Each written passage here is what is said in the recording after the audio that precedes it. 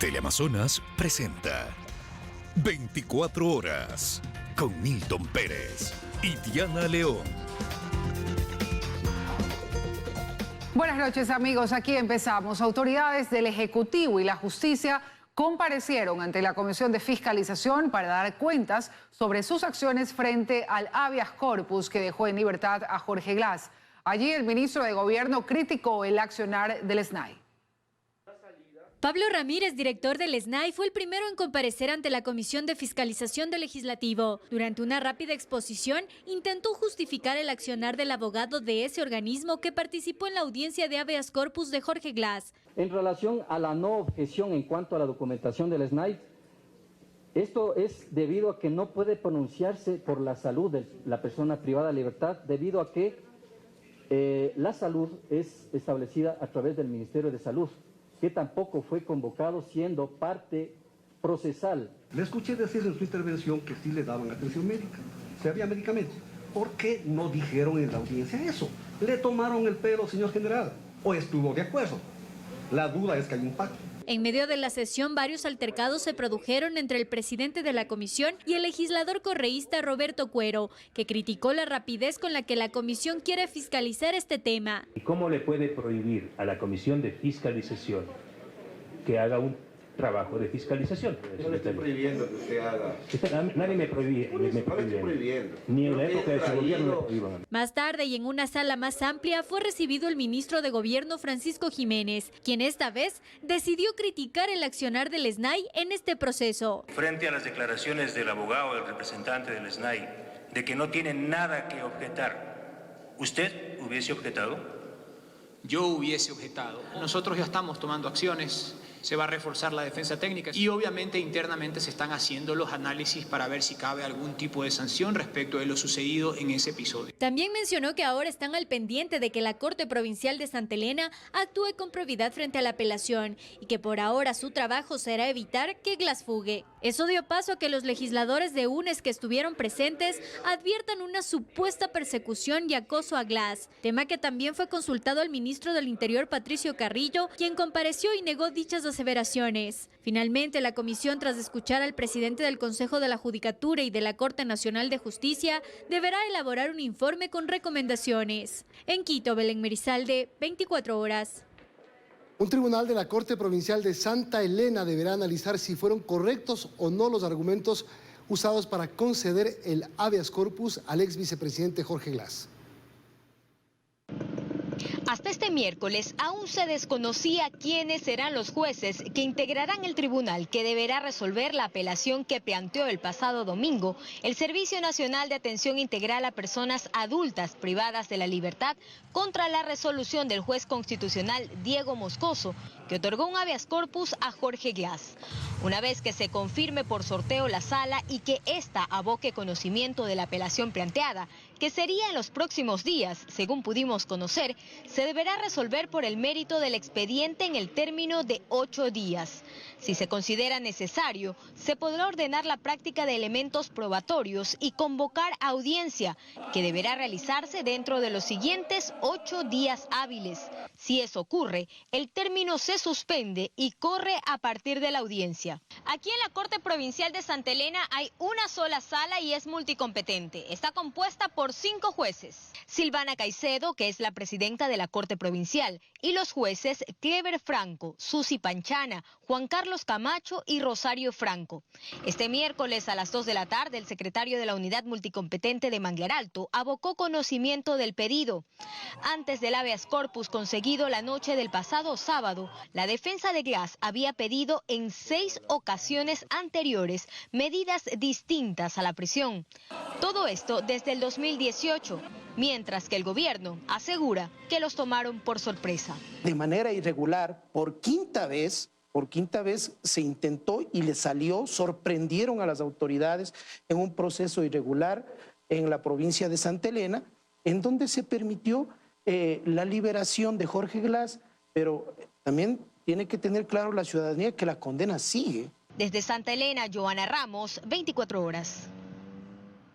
El presidente de la Corte Nacional de Justicia pide a la Corte Constitucional que se pongan límites al otorgamiento de recursos como acciones de protección y habeas corpus. A la fecha, cualquier juez puede conocer y resolver este tipo de pedidos. Saquicela considera que se ha abusado.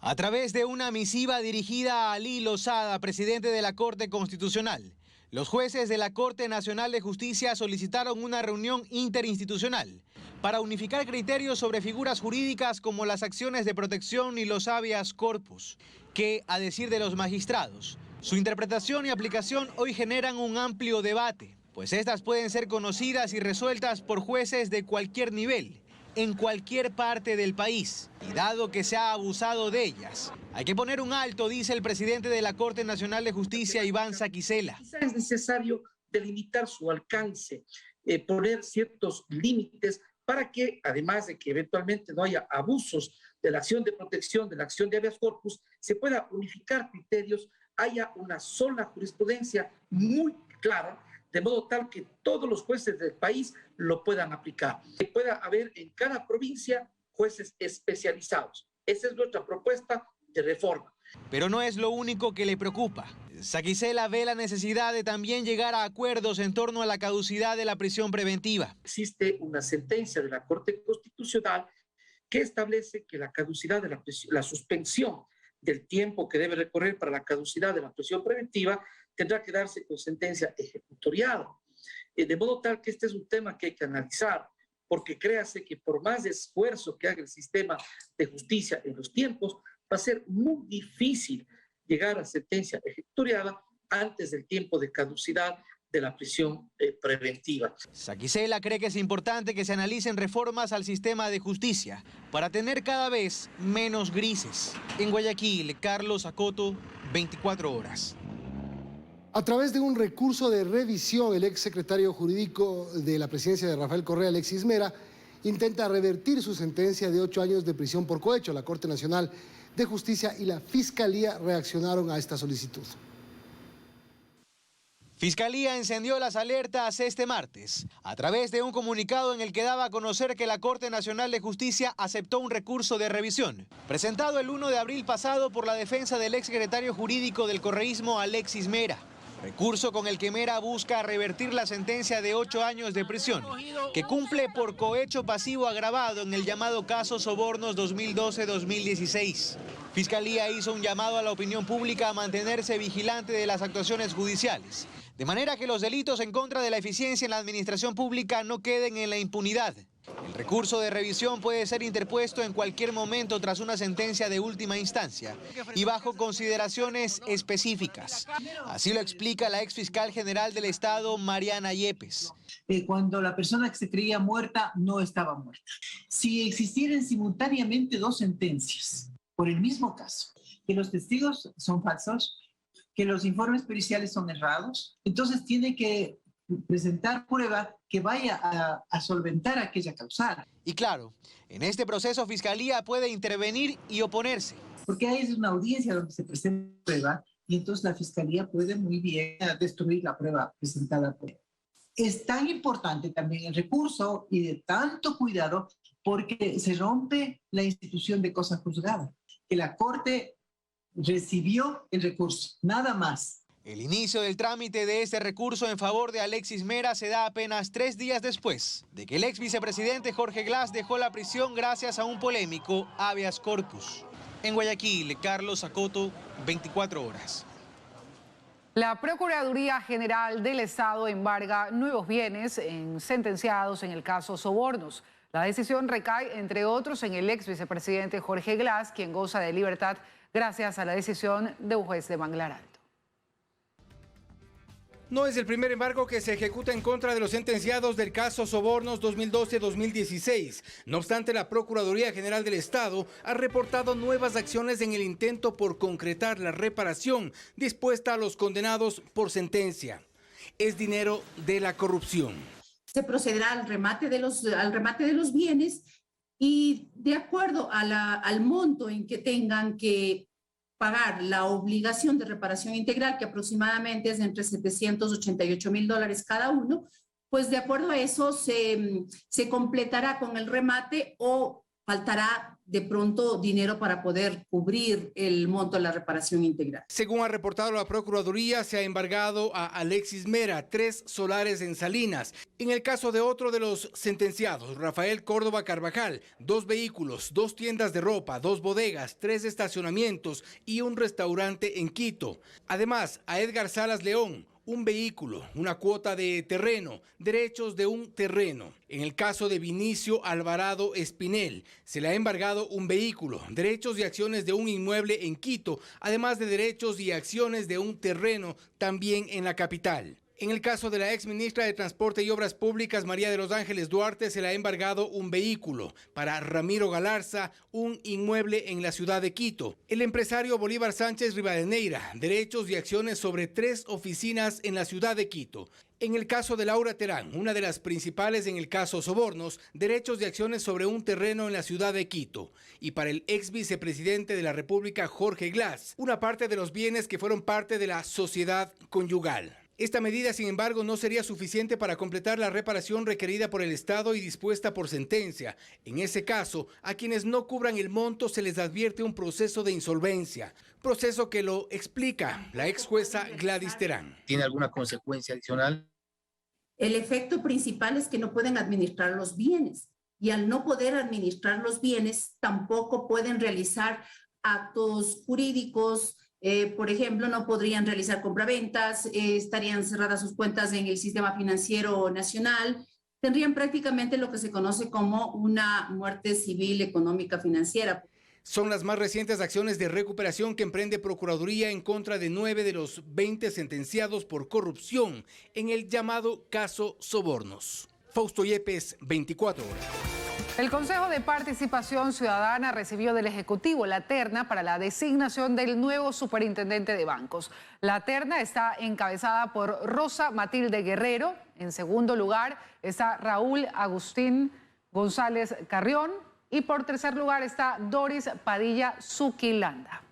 El proceso tiene que seguir algunos requisitos, entre ellos descartar que exista algún tipo de inhabilidad y pasar por fase de impugnación ciudadana.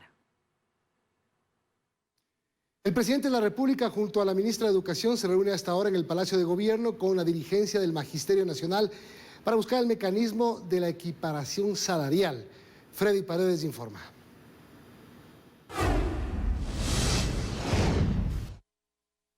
Desde las 7 de la noche y hasta esta hora se reúne la dirigencia de la Unión Nacional de Educadores y otras organizaciones de maestros con el presidente de la República aquí en el Palacio de Carondelet. Esta reunión fue convocada por el primer mandatario para presentar un saludo personal a los maestros en su día clásico aquí en el Ecuador. Mientras los maestros aguardan que el gobierno les dé a conocer la manera progresiva en la que honrará la equiparación salarial que dispone la Ley Orgánica de la Educación Intercultural Bilingüe, que fue aprobada por la Asamblea y dispuesto por la Corte Constitucional, que se encuentra el mecanismo de financiamiento. Finalmente, de Presidencia han aceptado que el impacto presupuestario es de $500 millones y que ese pago será progresivo. Esa progresividad es lo que nos van a explicar el día de hoy. Es decir, que la lucha, la movilización, las acciones que hemos realizado en el campo jurídico, en el campo legislativo, en el campo de la Corte Constitucional, está llegando ya a su término. Así las cosas, la expectativa se centra en cuál será la posición del gobierno respecto del pago, del reconocimiento de esta equiparación salarial para los maestros del país en función de lo dispuesto por la Corte Constitucional y lo aprobado por la Asamblea Nacional.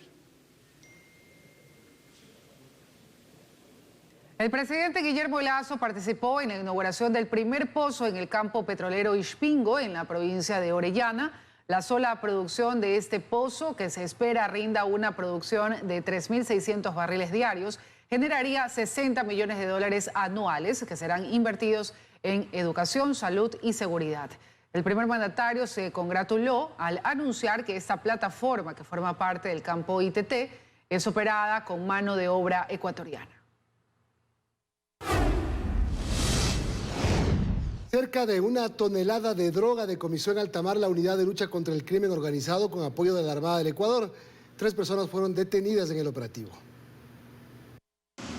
El operativo se realizó a 280 millas náuticas al suroeste de Manta, en la provincia de Manabí. La Unidad de Lucha contra el Crimen Organizado ULCO y la Armada del Ecuador interceptaron una embarcación de pesca artesanal tipo fibra, cargada con droga. Se tiene los 558 paquetes que han dado positivo para la prueba de PIPH para cocaína. Serían más de 700 kilos de cocaína los incautados. Tenemos los indicios que tentativamente esa unidad se iba hacia Centroamérica. Además del alcaloide decomisado, se detuvo a 3 personas, 2 ecuatorianos y un colombiano, quienes serían procesados por el delito de tráfico de drogas a gran escala. Además, se hallaron otros indicios. Tenemos 4 teléfonos celulares, un teléfono satelital, un GPS, $15,839 americanos. La cerca de 1 tonelada de droga, la evidencia y los detenidos fueron llevados al comando de guardacostas en Guayaquil. Los 3 detenidos pertenecerían a una banda narcodelictiva que opera en la provincia de Manabí y se cree que habrían participado en otros envíos de droga desde el Ecuador hacia el exterior. En Guayaquil, Luis Alfredo Zúñiga, 24 horas.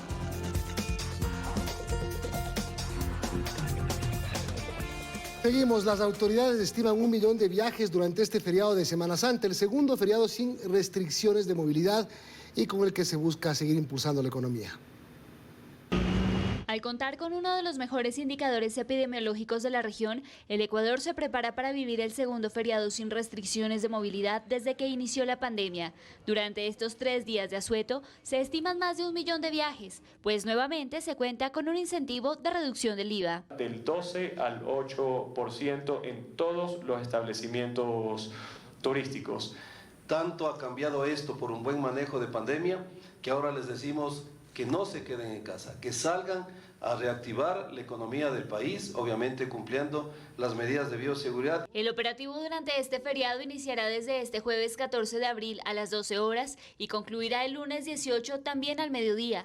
Más de 70.000 funcionarios estarán operativos, entre ellos 4.185 agentes de tránsito y 3.400 funcionarios del ECU 911. Además funcionarán 6.800 cámaras, 163 para la vigilancia en el perfil costanero y 400 para las procesiones. La procesión de Jesús del Gran Poder, que va a ser el día viernes, se aplicará a 654 miembros policiales, y la procesión de Cristo del Consuelo, 713 miembros policiales. De los 10.300 kilómetros de red vial estatal, un 61%, es decir, 6.258 kilómetros, se encuentran en óptimas condiciones y un 39%, 4.005 kilómetros, para circular con precaución. En las vías que tenemos que tener alerta y organizar nuestro viaje es en el corredor Lita-Salinas, en donde tenemos una circulación permitida desde las 6 de la mañana hasta las 19 horas. Otra de las vías que debemos circular con precaución es la vía, la E20, la Esmeraldas-Quinindé, en donde nos encontramos con trabajos en la vía. Recuerde que del comportamiento ciudadano durante este feriado, para conservar los índices de positividad bajo un 5%, dependerá que el próximo 3 de mayo las autoridades analicen la eliminación del uso de la mascarilla en espacios abiertos. En Quito, Daniela Valencia, 24 horas. Por tu salud. Hola amigos, muy buenas noches, bienvenidos nuevamente a su segmento Por tu Salud. Soy el doctor Esteban Ortiz y hoy hablaremos sobre un incremento en los casos de tuberculosis, VIH y de influenza en medio de la pandemia de la COVID-19. Mientras el número de infectados por coronavirus parecería ser que ha descendido en la mayoría de los países a nivel mundial, muchos de nosotros, los que hacemos salud global, hemos visto un incremento en el número de enfermedades transmisibles en los últimos 2 años. ¿Cuáles podrían ser las causas de este incremento? No necesariamente el número de contagios como tal, sino que nos hemos descuidado del sistema sanitario. Vean ustedes que para el año 2019 hemos pasado de 2.5 a 5.8 millones de contagiados por tuberculosis, y este es un incremento que no se lo había visto en 10 años. Ya sea porque hemos perdido la oportunidad de diagnosticar en pandemia o porque definitivamente pues, nos hemos descuidado y básicamente solo nos hemos preocupado de la COVID-19. En el 2020 la tuberculosis marcó un récord que ya en la sumatoria de los últimos 10 años aumentó la mortalidad. Hoy por hoy, pues la COVID-19 es la primera causa de muerte infecciosa en el mundo, pero la tuberculosis es la segunda. Y esto es algo que no se veía hace 10 años. Por lo tanto, nosotros tenemos que poner muchísima atención en las otras enfermedades que nos hemos descuidado. El acceso a los servicios sanitarios, pues, se ha dejado de lado. Todo se enfocó en COVID-19 y esto hace que, pues, definitivamente esas personas que tenían tuberculosis, que estaban controlados, pues hoy por hoy, pues vayan aumentando el número de contagios. Es una enfermedad que lamentablemente afecta al pobre y esto de aquí, pues, ha hecho que en esos lugares, debido no solamente a la pandemia, sino que ahora agravado inclusive por la guerra, pues la pobreza ha aumentado a nivel global y esto hace que la tuberculosis se dispare.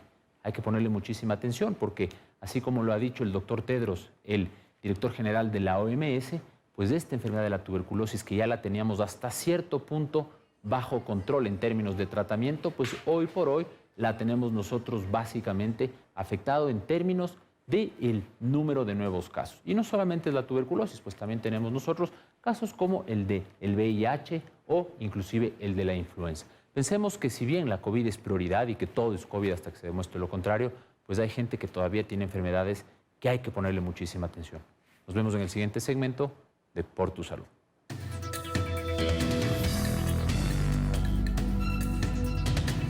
Por tu salud.